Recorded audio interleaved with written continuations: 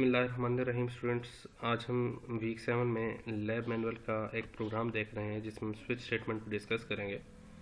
जहाँ पे उस प्रोग्राम की स्टेटमेंट है write a C++ program for a message displaying program which should print from user program which should input from user run scored by a cricket batsman on one ball, यानी एक ball के ऊपर कितने run score हुए and should display message as per following criteria. अगर negative -1 है तो excellent जो है आउट हो गया, एक्सीलेंट बॉल। 0 पे ये इसके अगेंस्ट ये मैसेज आना चाहिए बॉल मिस्ड का, 1 के अगेंस्ट 1 रन का, 2 के अगेंस्ट स्कोर्ड अ डबल का, 3 के अगेंस्ट गुड शॉट का, 4 के against good shot cross the boundary, 6 के अगेंस्ट ये मैसेज, यानी ये मैसेजेस हैं और इसको हम यूज़ करेंगे एक प्रोग्राम के अंदर और उस प्रोग्राम को हम स्विच स्टेटमेंट के साथ देखेंगे। तो हम इसको ज़रा एग्जीक्यूट करते हैं। जी तो स्टूडेंट्स, हमें प्रोग्राम लिखने जा रहे हैं। यहाँ पे हमें सबसे पहले रन स्कोर इनपुट लेने हैं। Run score cout enter run scored cin run score. Switch statement apply करेंगे। यहाँ पे स्विच का सिंटैक्स क्या था, works on the value run score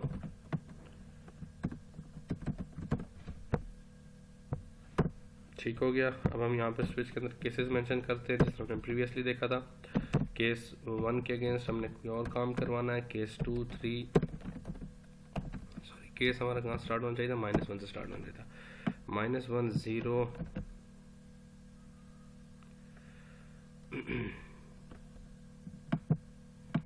-1 0 1 2 3, यानी ये आपके पास केस क्या हो जाएगा, 0 हो जाएगा। ये आपके पास केस 1 हो जाएगा। ये आपके पास केस 2 हो जाएगा। ये आपके पास केस 3 हो जाएगा। ये केस 4 और ये केस 5।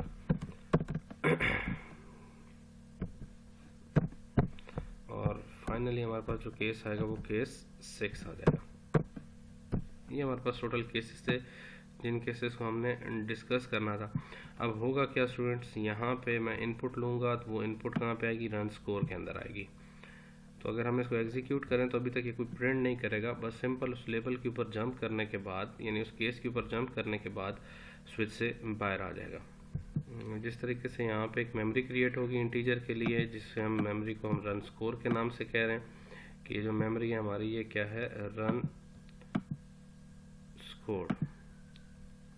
ये हमारे पास एक मेमोरी क्रिएट हुई जिस मेमोरी को हमने क्या कहा था, रन स्कोर। अब स्टूडेंट्स, इस मेमोरी के अंदर कोई भी वैल्यू हो सकती है। लेट से अगर इस वैल्यू के अंदर 2 होगा तो यहाँ पे आपके पास मेंशन होगा स्विच के अंदर 2। आप जैसा पहले हम बात कर चुके हैं कि स्विच वैल्यू के ऊपर काम करता है, तो ये डायरेक्टली इस केस के ऊपर जंप करेगा जंपिंग टेबल को देखते हुए। अगर आपको जंपिंग टेबल का आइडिया नहीं है तो प्रीवियस वीडियोज़ को आपने लाजमी व्यू करना है। यहाँ पे हमने फिर कुछ स्टेटमेंट लिखनी है, वो स्टेटमेंट एग्जीक्यूट होगी और ब्रेक की स्टेटमेंट क्या करेगी, स्विच से बाहर निकल जाएगी। तो हम इसी प्रोग्राम के अगेंस्ट जो स्टेटमेंट्स हमने लिखनी थी उसको हम लिखते हैं। यहाँ पे स्टेटमेंट्स क्या थी जो हमने डिस्कस की थी। अगर 1 आएगा तो आपने क्या लिखना है, आउट हो गया, तो हमने सिंपल सी आउट में क्या लिख देना है, सी आउट आउट एक्सीलेंट बॉल। इसी तरीके से हमारे पास अगर 0 होगा तो 0 के अगेंस्ट भी हमने कोई सी आउट की स्टेटमेंट लिखनी है। 0 के अगेंस्ट हमारे पास जो सी आउट की स्टेटमेंट थी वो क्या थी, बॉल मिस्ड के नाम से थी। हमने क्या प्रिंट करना था, बॉल मिस्ड। इसी तरीके से केस 2 के अगेंस्ट हमारे पास स्टेटमेंट क्या थी कि scored a double, scored a double. Case 3 के against the good shot stop at the boundary.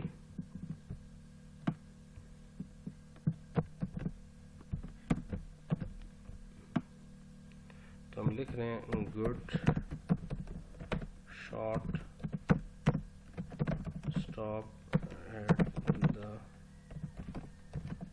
Boundary, 3 score. इसी तरीके से आपके पास यहाँ पे, सॉरी केस 5 तो हमारे पास था नहीं, तो इस केस 5 को हम यहाँ से रिमूव कर रहे हैं। 4 के अगेंस्ट आपके पास क्या था, good shot cross the boundary रोप, ठीक है, good shot cross the boundary rope 4 run, ठीक है।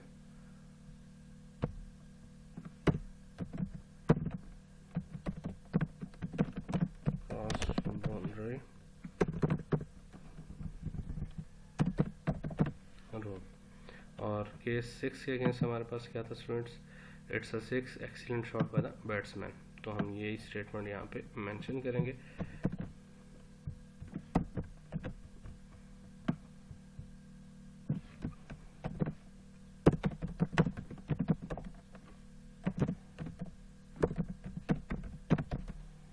Excellent shot by the batsman. चलें, तो हम इसको अब एग्जीक्यूट करते हैं, देखते हैं। अब हमने हर केस के अगेंस्ट कोई ना कोई स्टेटमेंट मेंशन कर दी है, तो हम इसको रन करते हैं और देखते हैं इसकी आउटपुट क्या आएगी। ये तो अगर मैं यहाँ पे इनपुट देता हूँ 4, तो 4 के अगेंस्ट क्या कहता है, good shots cross boundary rope 4 run. I hope आपको इस स्विच का जो है स्ट्रक्चर क्लियर हो गया होगा और इस लैब टास्क में आपको कोई कन्फ्यूजन अब नहीं रही होगी।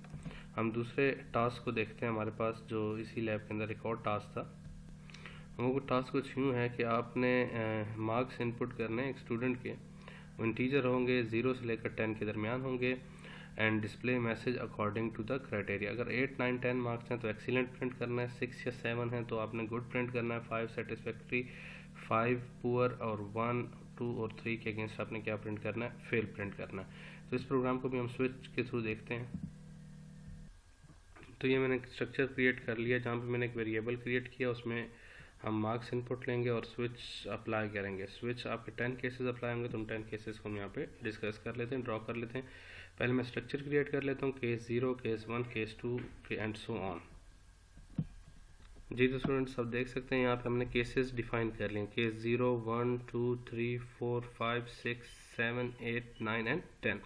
तो हम स्टेटमेंट्स देखते हैं। 0, 1, 2, 3 के अगेंस्ट हमने क्या प्रिंट करना है, फेल प्रिंट करना है, तो हम यहाँ पे लिख लेते हैं केस 0। तो यहाँ पे हम स्टेटमेंट लिखते हैं सी आउट फेल, साथ ही एंडल। और इसी स्टेटमेंट को हम कॉपी इसलिए कर रहे हैं क्योंकि यही स्टेटमेंट हमने 1, 2 और 3 के अगेंस्ट लिखनी थी। इसी तरीके से हमारे पास, अगर आपके पास आ गया 4 के अगेंस्ट हमने क्या लिखना है, पुअर,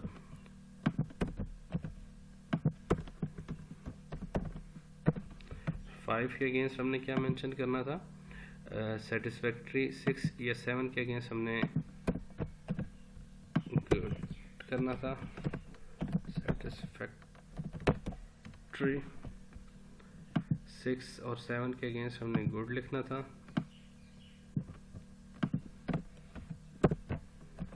तो यहाँ हमने क्या लिखा था, गुड। यही चीज़ हमने दोबारा लिखनी थी 7 के अगेंस्ट। और 8 के अगेंस्ट या 9 और 10 के अगेंस्ट हमने क्या लिखना था, एक्सीलेंट। तो सी आउट एक्सीलेंट, यहाँ पे भी एक्सीलेंट और यहाँ पे भी एक्सीलेंट। अच्छा, तो स्टूडेंट एक चीज़ आपने जहन में रखनी है कि यहाँ पे मैंने ना case 1, case 2, case 3, sorry case 0, 1, 2 और 3 के अगेंस्ट मैंने सेम वैल्यूज़ प्रिंट की हैं। 6 और 7 के अगेंस्ट सेम थी, यानी यहाँ पे आपका और का ऑपरेटर भी यूज़ हो सकता है। और हम देखेंगे कि केस स्विच के अंदर हम और कैसे यूज़ करते हैं। अभी यहाँ पे क्या यूज़ हुआ है कि हर केस के अगेंस्ट अपनी एक स्टेटमेंट का इस्तेमाल हुआ है। हमने लास्ट टाइम भी डिस्कस किया था कि केस जस्ट एक लेबल है जहाँ पे आप डायरेक्ट करवाते हो, यानी अगर यहाँ पे 0, 1 आएगा तो 1 से डायरेक्टली यहाँ जंप करेगा और उस वक्त तक एग्जीक्यूट करेगा जब तक स्टेटमेंट में ब्रेक अप्लाई नहीं हो जाता।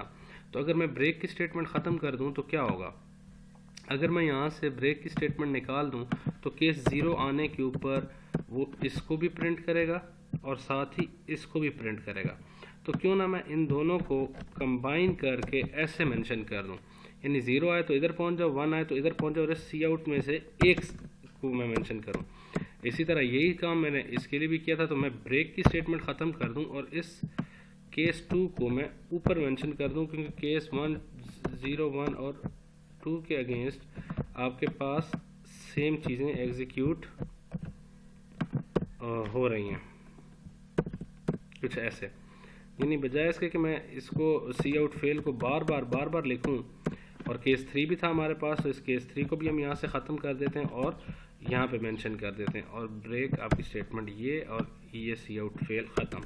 अब ये आपका एज एन और ऑपरेटर भी ट्रीट करेगा, मतलब अगर आपके पास 1 आता है तो वो यहाँ पे जंप करेगा, इससे नीचे तमाम स्टेटमेंट्स को एग्जीक्यूट करेगा। याद रखिएगा मैंने आपसे कहा था ये जो केसेस हैं ये स्टेटमेंट नहीं है, ये सिर्फ आपको डायरेक्ट कर रहे हैं। कहाँ पे डायरेक्ट कर रहे हैं? इस पॉइंट के ऊपर डायरेक्ट कर रहे हैं। तो अगर केस 1 पे आया तो इसके नीचे स्टेटमेंट कौन सी है? ये। इसको एग्जीक्यूट करेगा। कब तक एग्जीक्यूट करेगा? जब तक ब्रेक की स्टेटमेंट अपीयर नहीं हो जाती। तो ब्रेक जब आपके पास आएगा तो यहाँ से टर्मिनेट करेगा। अच्छा, अब इसी तरीके से गुड के अगेंस्ट मेरे पास 2 चीज़ें थी, यहाँ पे लिखा हुआ था, तो इस चीज़ को भी मैं एक पर्टिकुलर स्टेटमेंट के साथ मेंशन कर सकता हूँ। मतलब ये ऐसे लिख सकता हूँ, केस 7 और केस 6 को मैं कंबाइन कर सकता हूँ कुछ इस तरीके से। इसी तरह केस 9, 10 को भी हम कंबाइन कर सकते हैं एक्सीलेंट के अंदर। तो अगर हमने लिखा था तो हम इस चीज़ को ख़त्म कर रहे हैं यहाँ से, और यहाँ पे मैं इसी केस को रिपीट कर रहा हूँ कि ये आपके पास 9 के अगेंस्ट भी होगा और 10 के अगेंस्ट भी होगा। मतलब केस 8, 9 और जो 10 है वो हमारा सेम है। अब अगर मैं इसको रन कर रहा हूँ तो देखिएगा, मैं 8 दूँ, 9 दूँ तो ये प्रिंट करेगा, 6, 7 दूँ तो गुड प्रिंट करेगा, 0, 1, 2, 3 दूँ तो वो उसकी पर्टिकुलर वैल्यू प्रिंट करेगा। तो हम इसको रन करते हैं।